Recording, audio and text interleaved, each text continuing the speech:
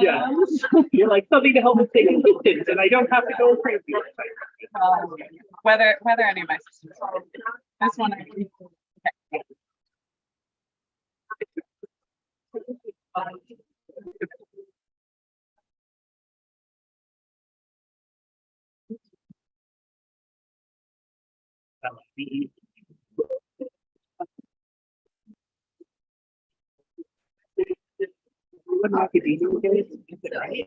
No one else anywhere else.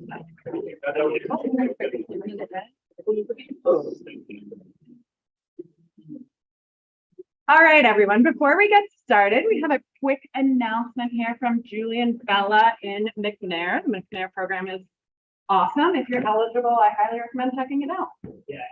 Yeah, absolutely. Also, good morning. I was in an 8 a.m. A&P with Dr. Schlater, so she and I are fighting because she's fighting with 8 a.m. class. So I'll have way more next week. 11:45 is definitely the one I would take time with you. Yeah, hey, hi, hello. My name is Julian. I work at, oh, hi, see you this morning. I'm from the 3 McNair Scholars Program. Some of you might have seen me already today. And I'm here to talk to you about why you can apply and why this program on campus. So we're a federal TRIO program. We serve income eligible first generation and or underrepresented students of color here on campus who are wanting to go on to graduate study, ideally a doctoral PhD. Don't let that go scare you though. I mean, you have to do the get you there, right? That's the whole point. So our program, we enroll second year and third year students here on our campus. We also do partnering with campuses all around the loop.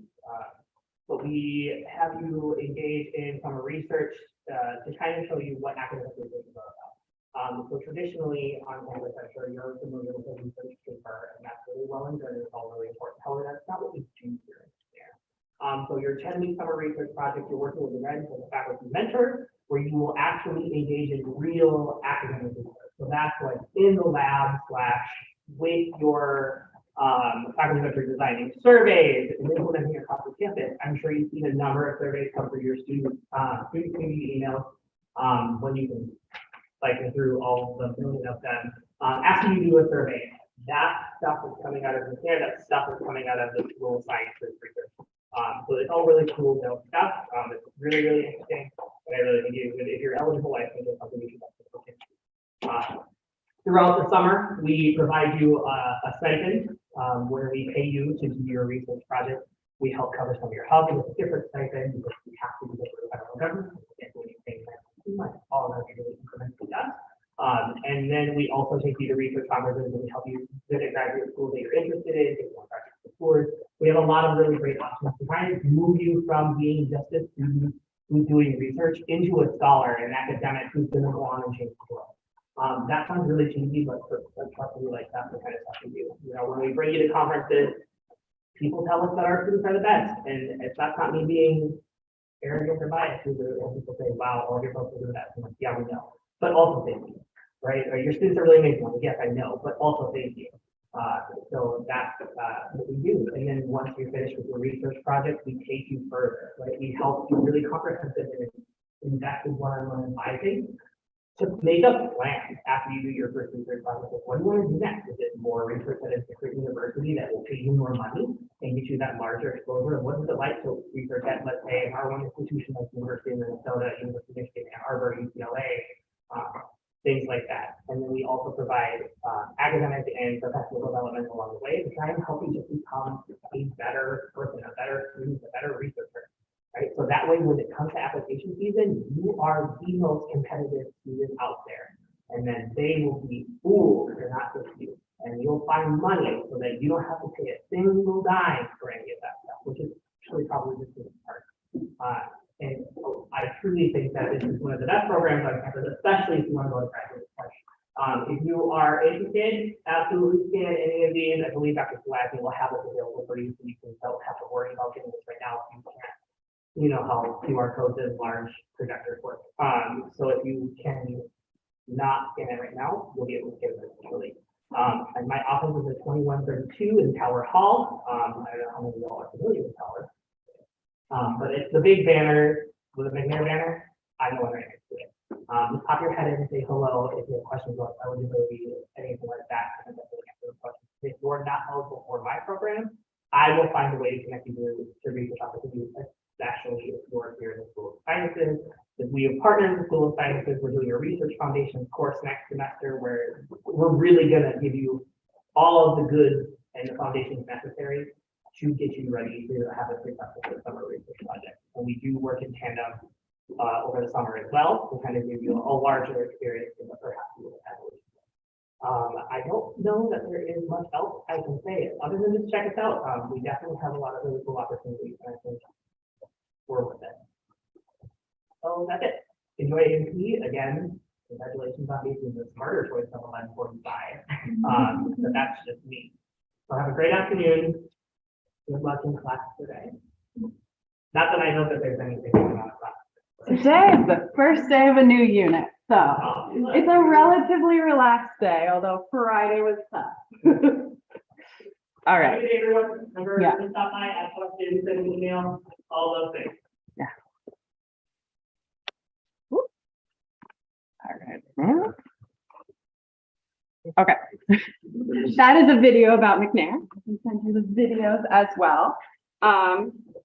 So today we are going to be finishing up with membrane transport from the end of our last unit. But first I want to do a quick touching base on the exam.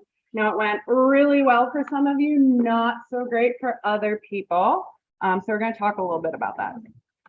I'm going to show you some exam stats, which is, I don't like to publish the lowest score, but our exam scores range from less than 30% to above 100%. So a real spread here. Okay, so that's okay. It's typical. This is usually the roughest exam. The reason being you're getting used to this class. And I also find the content a little more abstract. As we move forward, we're going to be talking about different organ systems, and that can kind of help click things a little better. One note, if you really don't feel great about your score from Friday, that we are going to be allowing you at the end of the semester, so after we've done all the exams, our final is super short. It's only 16 questions, and we have a 2-hour block. So I'm going to allow you to choose to retake one exam if you so choose. So if by the end of the class, you're like, oh, now I get those electrochemical driving forces that I didn't get at the beginning. You'll be able to retake that if you want to. If you don't want to, you feel good with your grade by the end of the class after the final, you can peace out and take that final exam in possibly about 15 minutes. Okay, so hopefully for those of you who don't feel great about Friday, I'll give you a little bit more breathing room. I do want to make a note about the practice exam, right? So looking at those averages, the average for people who took the practice exam was about 8 points higher than for people who didn't. So if you did not take the practice exam and you do not feel great about your score, I highly recommend that you take it. The median score for people who did not take the practice exam for people who did was 18 points less. So again, that's just a little reminder. After class, I'm going to send out this link, an anonymous form about study habits to do a little assessment. And the reason for this is honestly partially to give you some ideas for other things you could be doing, other ways you could be studying, other ways you could be preparing as we move into this next unit. If you want to review your exam, you want to look at specifically what you got wrong and try and find some patterns in that. You can come and sit down with either me or one of our SITAs, and we can run through those with you during my office hours, during an appointment, or with those SITAs. The goal there is to look for patterns so that we can target like specific concepts that you didn't get that you may need moving forward. Okay. Questions about this stuff before we break into our new comments?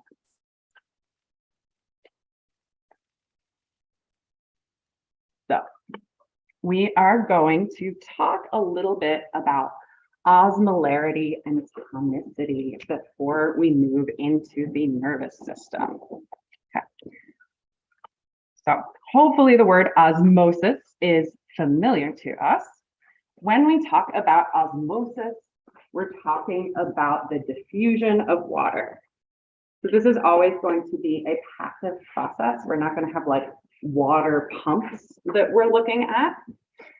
And the way I like to think about it is that solutes kind of exert a pull on water, right? Water is getting pulled by stuff that can't move across a membrane. So water doesn't have a charge on it. It is a polar molecule, but there's not like a little plus or minus there. It's not an ion. So it's not going to be affected by the membrane potential. Probably a relief for a bunch of us. It is still driven by a gradient, but the tricky thing here is that it's driven by a water gradient. All right, so when we talk about how osmosis is going to create movement of water, if you have a solute concentration, you're gonna have to kind of flip it and think about where there's more water and less water if you want to look for that water gradient. Okay. Oops. Oh, I'm not sharing slides over here. Oh, let's share these. All right. Just get to see all my authentication. Sorry about that. I didn't do that at the beginning.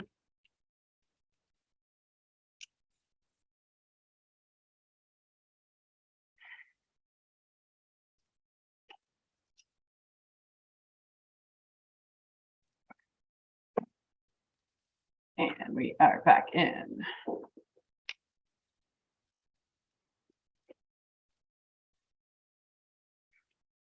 Okay.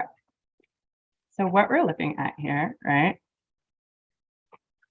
When we see these little blue dots on this diagram, we're talking about the solute molecule. So something dissolved in the water is the solute.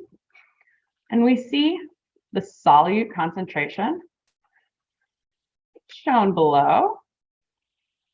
And we can also see the water concentration here, right? So what we're seeing is that that water is flowing, pure water is flowing towards the solute, right? It's flowing towards the solute.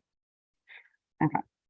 Now, in this bottom image, we can see that water is always flowing towards where there is more solute, with the very specific adjustment that we're going to make in our study of osmosis here. We're going to make sure that we're looking at a solute that doesn't move across the membrane. So we're going to talk about that difference in a second. But here we see a simple diagram, because sucrose is what we're looking at inside and outside. Sucrose, a carbohydrate, does not move across the membrane. So water is flowing towards where we have more sucrose. All right, so when we talk about osmolarity, we can also measure this, right? So the osmolarity is going to reflect the solute concentration in the solution. It's going to reflect all of the solutes dissolved in that solution. So our example on the previous slide was just the sucrose, right? But we may have more than just sucrose in that water. So when we look at these, we are going to have to think about how to combine some of those things. And that's going to get a little trickier when we start to think about ions. But fundamentally, when we have solute, solute is displacing water, it's taking up some of the room where there is water, right? So that's why we have water try to move towards those areas of solute, kind of trying to spread those solutes out. Okay. So when we talk about these conversions, we talk about moles and osmoles. So moles, hopefully you remember from chemistry, it's just like a measurement of these molecules. When we think about osmoles, we're going to do something very slightly different. If we have a molecule that just dissolves as itself, essentially in water, just stays as one molecule, it's going to be very easy. We're just going to go from 0.1 moles to 0.1 osmoles in a liter of water. Right, so that's the case for glucose, would be the case for sucrose, right? Stays the same number, has that same effect on water. The reason we have to use this word osmol is that if we think about things that dissociate in water, we're going to have to treat those as like two different particles, right? So NaCl is table salt, right? But we know that if you put salt in water and it dissolves, right, these ions can dissociate, right? So that's how we actually end up with our sodium ions and our chloride ions, right? We separated apart. The salt kind of like broke in half, right? And the reason for that is the polar properties of water partially interacting with those charges in these ionic compounds. Okay, so if we want to think about how we want to treat 0.1 moles of NaCl in water, we're not going to have the same situation as glucose, because basically, like when those ions move apart, you can think of them as taking up more space as they split up, right? So now we're not just thinking about it as sodium chloride, we're thinking about sodium ions and chloride ions. So we're going to be multiplying by 2, right? Because now we have like 2 things we're paying attention to. We had 0.1 osmoles of sodium, right? And we have 0.1 osmoles of chloride. So we're adding those together to get a 0.2 osmolar solution. That is really the trickiest bit that we have to pay attention to when we're doing these calculations, is you have to recognize when you have a compound, an ionic compound that's going to separate in this way. So you're going to need to be able to recognize those ions. So is the NaCl kind of seen as like 2 separate molecules and the glucose is seen as 1? Yeah, because we have like a watery environment in the cells and in the extracellular fluid. Yeah, so you don't have like salt crystals in there. They separate, so we think about those Isn't two the things. glucose technically like 3 different parts though? Is it? Well, they don't separate. What do you mean 3 different parts though? Okay, never mind. Glucose doesn't dissociate in water. It doesn't have like pieces Right. that break Okay. off, right? Never mind. Okay. Okay. Does that answer your question? Yeah. Yeah, we're just thinking about this because of the interaction with the ions and the water. Yeah. Okay. All right. So moving from that, that's our mole versus osmol calculation. But working with decimal points all the time is kind of harder in your mind. So in physiology, the measurement you're going to see is milliosmoles. So these milliosmoles just represent the fact that a milliosmol is 1/1000th of an osmol. So we're going to get friendlier looking numbers. The usual osmolarity of the ICF versus ECF is about 300 milliosmoles. So that's kind of like our baseline number that we're going to expect to see throughout physiology. So go ahead and try one calculation here. So I want you to think about sucrose. So we have a 0.15 molar solution of sucrose. Okay, so 0.15 moles in a liter of water. I need to think about how many milliosmoles that would be.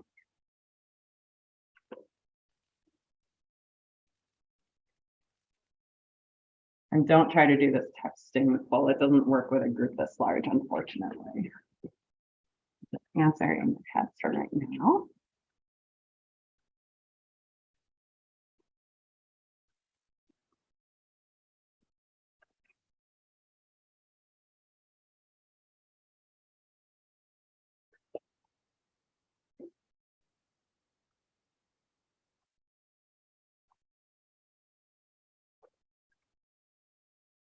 Okay. So our answer should be 150 milliosmoles. And I get that because sucrose is just another carbohydrate, not going to dissociate different parts in water. So we're just multiplying it, right? So we multiply by 10, by 100, by 1,000, and we get 150 milliosmoles for our sucrose. So we're going to try another one. Now we're going to look at potassium chloride in a liter of water. So same amount of potassium chloride, 0.15 moles. I want to think about how many milliosmoles that's going to be.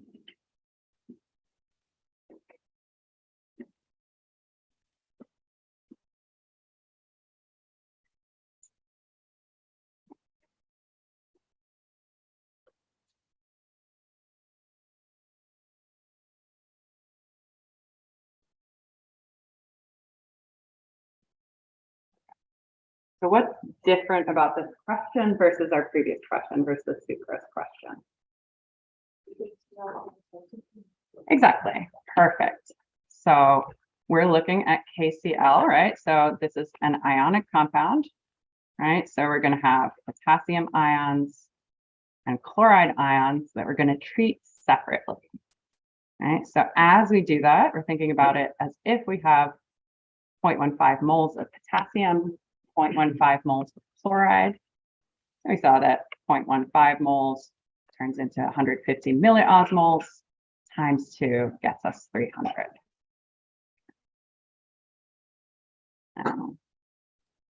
Just to firmly get this point through that we're sort of adding together all our solutes, I want you to think about that 0.15 moles of sucrose and 0.15 moles of potassium chloride, and think about its osmolarity.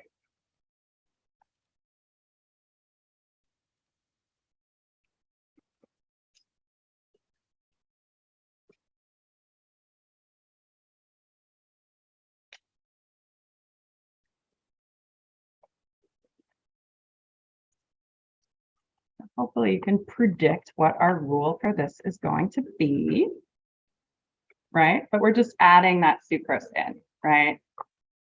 We're really just adding together all our parts. We don't care what they are. So we added the 150 from the potassium, the 150 from the chloride ions, and that 150, each of these 150s, right, is milliosmoles from those previous two questions. And we get 450. That is all we're doing here with these calculations, right? We're adding together all the stuff around our. So when we talk about osmolarity, rather than always having exact numbers about the osmolarity, we're usually going to talk about the relative osmolarity of the inside versus the outside, right? So we're talking about the ICF versus the ECF, the inside versus the outside. Okay. So isoosmotic, iso meaning the same, right? Isoosmotic solutions are going to have the same osmolarity outside and inside. So we're going to have equal amounts of water moving in as water moving out, right? This is in equilibrium, so there's going to be no net movement of water, right? So this is just going to, this cell would just stay in its sort of normal state. Okay. But these two other situations are going to have effects on what our cells look like, potentially. Okay. So if we have a hyperosmotic solution, hyper means like a lot, right? So when we have a hyperosmotic solution, we're talking about the solution outside the cell having really high osmolarity, right? So that's where we're going to have a lot of solutes, right? So let's think about that as, right, say it's that 450 milliosmolar solution that we just calculated with the sucrose and the potassium chloride, right? Let's say that the inside is our normal cell state at 300. Okay. So we have a lot of concentrated particles outside the cell. So that water moves towards those solutes. So water moves out of the cell. Right. So this is why we often think of this osmolarity number as exerting a pull on water. And in hyperosmotic solution, it's going to have a higher number because there's a lot more stuff. So we're moving towards that stuff. So that's the hyperosmotic solution. So if we looked at the cell, as that water leaves, keeps leaving and leaving and leaving, most of our cytosol, right, is made of water. We have fluid, that intracellular fluid. That fluid part is talking about water. So that cell is going to shrink and shrivel, right? So we might see a crenated cell in this case. So that just means crenated, like crenulations, like nooks and crannies in an English muffin. We have this cell shrinking down in this hyperosmotic solution. Hypoosmotic is just the opposite situation. So hypo means low or little. So in a hypoosmotic solution, what we're talking about is that we have low amounts of solute outside. Right? So we have a little bit versus more inside, right? Okay. So we could put some fake little numbers on that, right? Say that is one of those 150 milliosmolar solutions we talked about. Okay. All right. On the inside, let's say we're starting at our normal 300 milliosmolar cell state. All right, so the pull on water towards that greater number, that 300 milliosmoles, is into the cell. All right, so we have low solute outside, high solute concentration inside. So water is pulled in and in and in as it's trying to basically water down that high concentration of solute inside. And this also has an effect on the size of the cell. Right? Water takes up space, so as water flows in and in and in, this cell is going to swell up. And if it swells up too far, like if we put our cell in pure water, for example, right? We put it in pure water, it's never going to end up concentrating down that outside of the cell. So it's just going to keep going and going and going until the cell eventually bursts or lyses. So lysing is like breaking something apart, right? Like we have hydrolysis, breaking apart with water. Lysis here is bursting the cell. So sometimes we're going to talk about those numbers that we were calculating, those milliosmoles, as osmotic pressure, right? We're going to convert this into a pressure gradient. And when we talk about pressure, our pressure here is reflecting the total solute concentration. We know that that concentration is affecting water by creating a pull, right? So we talk about it as a pressure because we're thinking about like how hard would we have to push against that pull of the solutes in order to stop them moving. Like conceptually, that's how these things work together. So here we see how we can tell the relationship between those numbers. I will expect you to be able to convert these things to the milliosmoles. I'm not going to ask you to convert those numbers to osmotic pressure, but just know how these concepts are related to each other. Okay, so here we see our osmotic pressure, right? 300 milliosmoles, creating this osmotic pressure, 500 milliosmoles, creating an osmotic pressure. And we can see that there is this pressure difference between our two sides, right? So we're moving here towards side 2, towards the higher solute concentration because of this pressure difference, right? So we can think about this as being a pressure gradient, which would be indicated by a delta and then a pi. Pi is going to be standing for osmotic pressure. We're not going to have to think about that symbol notation for a long while, but it is going to come back eventually when we start to talk about fluid movement across capillaries and fluid movement through the kidney. So this is just your teaser for the future. Okay, so osmotic pressure gradient, delta, a difference, pi, the osmotic pressure.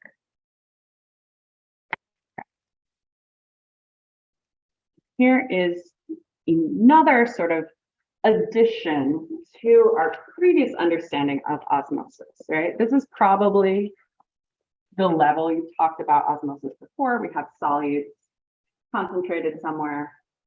Let's say we have a hyperosmotic solution. We have a lot of concentrated solutes outside the cell, not very many inside the cell. Water moves out. That's probably what you talked about in your previous classes. But when we talk about tonicity, we actually need to be thinking about impermeant solutes specifically. So an impermeant solute, right? Not permeant is that permeability of the membrane. We're specifically thinking about solutes that cannot cross the membrane, right? If our solutes can cross the membrane, then we have a different situation because water is not the only thing that can move, right? So when we're looking at osmolarity, when we're thinking about where is water moving, right? We're really most interested in those things that can't cross the membrane. Right.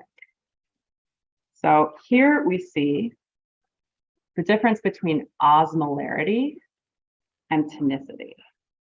Okay, so in this diagram, our impermeant solutes, so the things that can't move, right? Things that can't move are purple, the things that can move are yellow, okay? So both of these situations are the same in one way, but not the same in another way, right? So if we calculate out the osmolarity, we're just adding together the stuff of this first situation where all our impermeant solutes are inside, all our permeant solutes are outside, we get 300 milliosmoles and 300 milliosmoles. All right. Now, the water, however, is going to move towards the molecule that cannot cross the membrane. So the reason for this, right, is that if we think about it, urea here, it can actually cross the membrane on its own. So if we take one of these molecules, as we sort of wait around the cell, that urea is going to be following its own chemical gradient, right? So it's going to be following a chemical driving force. So that urea is going to start moving into the cell, right? So as this urea starts to move into the cell, our situation changes. And in the second image, a little while later, our cell is now at a number greater than 300 milliosmoles because of that movement of the urea. All right. So this means that if we have this starting setup, ultimately the water is going to end up flowing into the cell.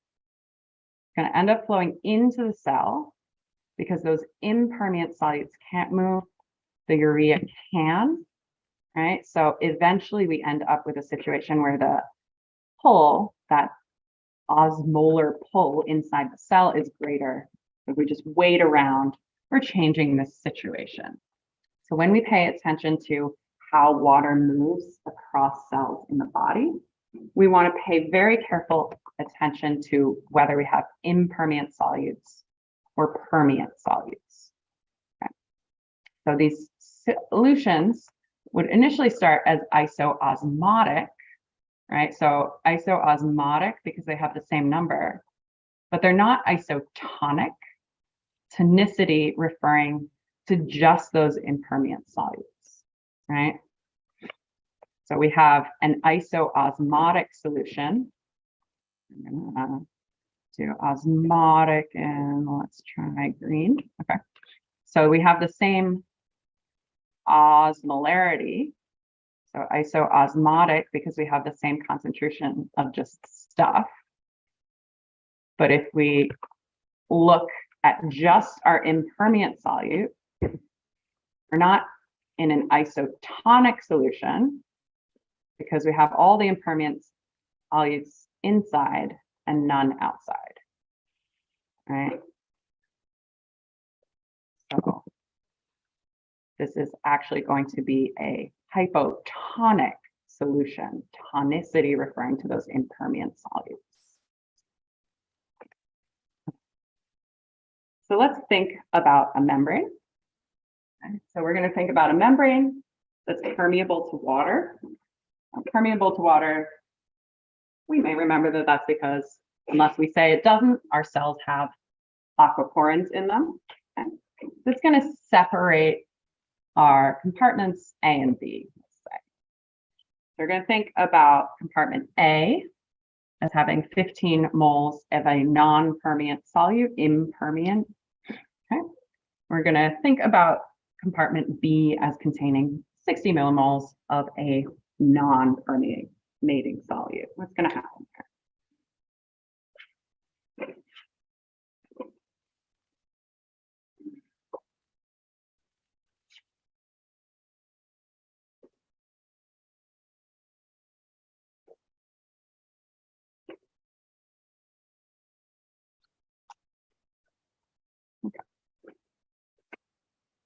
So long as we are thinking about non-permeating solutes, things that can't move, we know we have to be thinking about just water moving, right? Because these are not moving.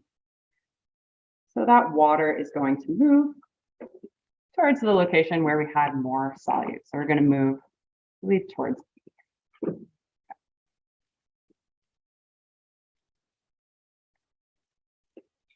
So we went over our words for osmolarity. All right, so osmolarity, we talked about isoosmotic as being the same, hypoosmotic as having a low osmolarity, and hyperosmotic having a high osmolarity. Okay, so compared to our normal state of a cell at 300 milliosmoles, right? Okay. That means that an isoosmotic solution would be one at 300 milliosmoles, which would include both our permeant and impermeant solutes. Hypoosmotic solution would be less than that, so less than 300. Right, so less than 300. And a hyperosmotic solution is going to be greater than 300. Both of these being permeant and impermeant solutes. Now, when we think about tonicity, right, tonicity, we're going to have the same types of words, right? It's just that they're going to be referring only and specifically to the impermeant solutes. Okay, so the impermeant solutes mean that we have the ending tonic. So isotonic, hypotonic, and hypertonic. And we would only be adding up, only thinking about the impermeant solutes. So if we talk about osmolarity in total, we're thinking about everything. We specify tonicity, we're talking about the impermeant solutes, which is probably why in your previous courses, I expect that you have seen this tonicity word rather than the osmolarity word. They're just kind of building on what you have hopefully seen before. So here we see how that affects cell volume. So this is that concept that we saw before, where in a hypoosmotic solution, we have water moving in to water down the inside of that cell, right? So as this happens, the cell swells. It doesn't always reach the point of bursting, right? It doesn't always lyse if it can even out those particles. So here we see that first cell becomes twice its volume because that number inside is twice the number outside. So it expands to twice its size.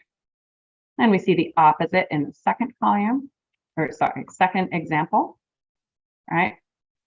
So we're, again, both of these would be in milliosmoles, okay? So here we're in a hypertonic solution. We have water moving out of the cell. That hypertonic solution happens to be exerting double all of the inside, right? So 600 twice 3. So we're going to split that cell in half. So that's the relationship between those osmolarity measures, tonicity measures, and the cell volume.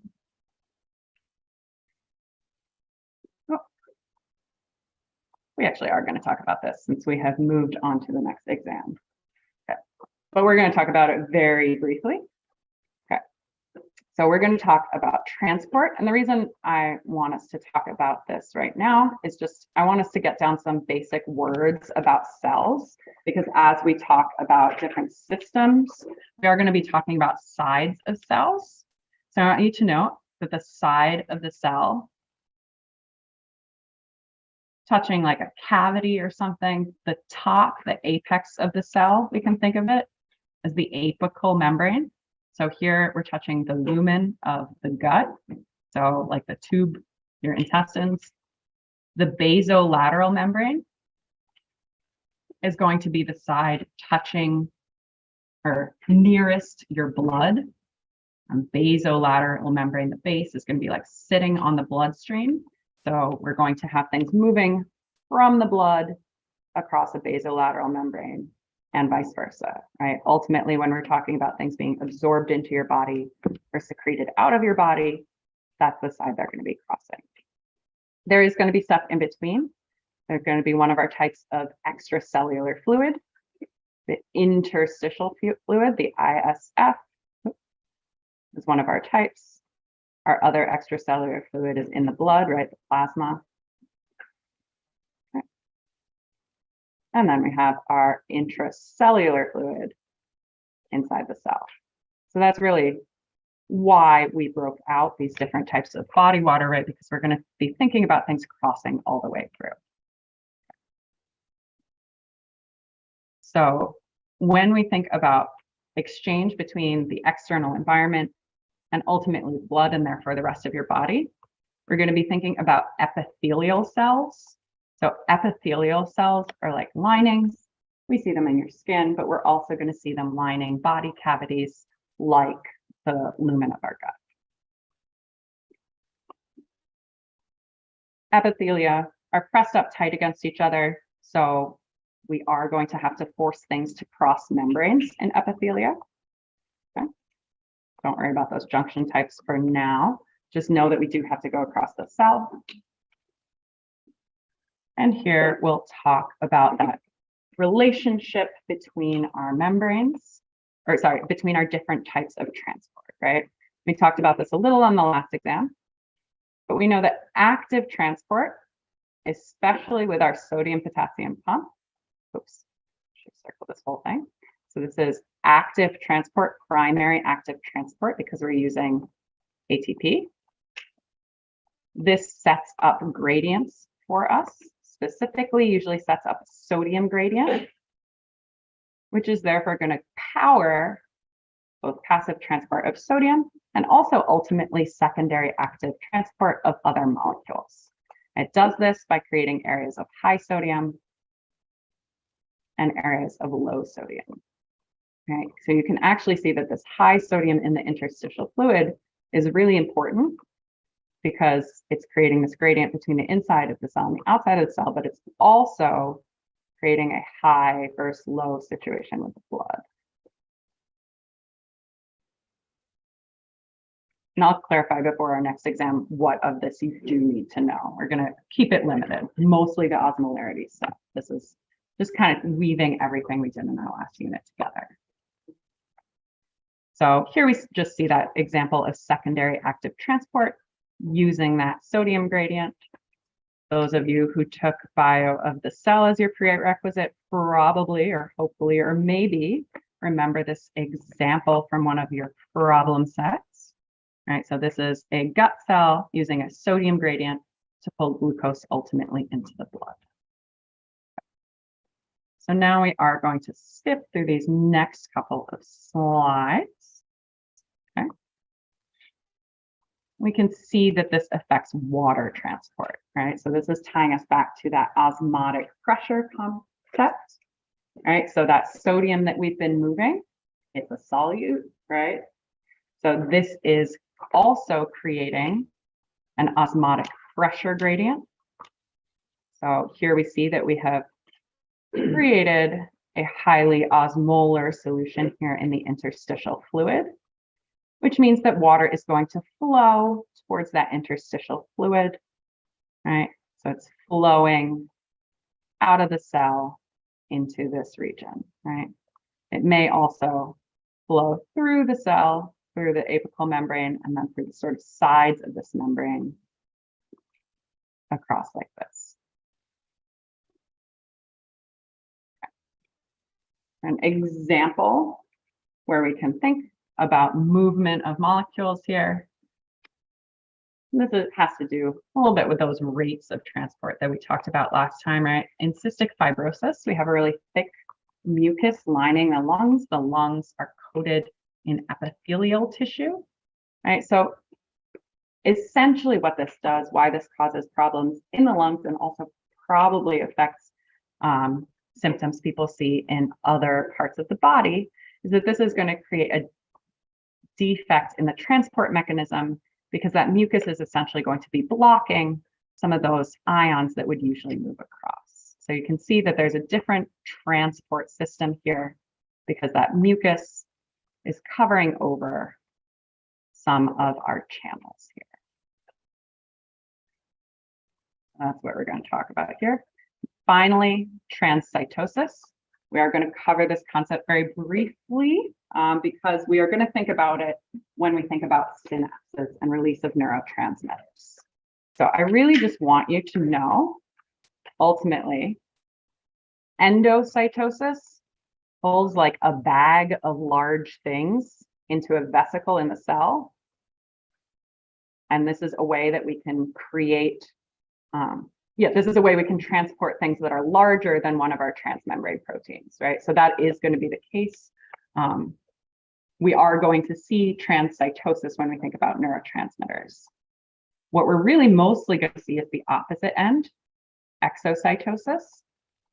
Okay, so in exocytosis, so a vesicle, when you see that word, vesicle, that just means like a little membrane baggie surrounding some stuff, some large stuff, right? So we are going to see vesicles that essentially merge with a membrane. And then when they merge, right, just like a bubble, they burst and that stuff gets pushed out of the cell, right? So endocytosis is using this mechanism to pull things in, right? So we made a baggie by kind of folding the membrane in and breaking it off inward. And exocytosis, we're going to see it on the opposite end. So we are going to end there today, and next time we will begin with our Unit 2 slides. I will probably be deleting a section of them tonight. So if you've already printed them, I'll tell you which slide numbers they were. But if not, give me until like 6 p.m. to print them so that you aren't printing more than you need to be.